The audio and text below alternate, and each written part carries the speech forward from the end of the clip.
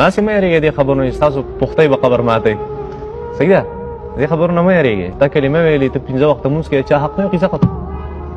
انسانیت خیال ساتي بس کنځل نه کوي خوله دې خرابه نه سپک سړی دی بس ټیک ده ښکلې خبره. 3 څیزونه ځان کې راولئ بالکل د مرګ نه ونه یېرېږئ. یو د الله حقوق، یو د بندګانو حقوق، یو اخلاقیات. بس دا 3 خبرې چې پتا کې وي ته کامیاب یې. بس هم په دنیا کې هم په آخرت کې. که دنیا میلاو نه شو هېڅ خبره نه ده.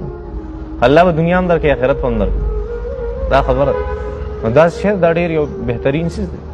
نو وفیها نعیدکم دغې خاورې ته به هم واپس کوم الله جل شانه. ومنها نخرجکم تارة اخرى. یو پیره به هم د دغې نه بیا راوباسم ځکه له سر ته خبره نه ده رسېدلې.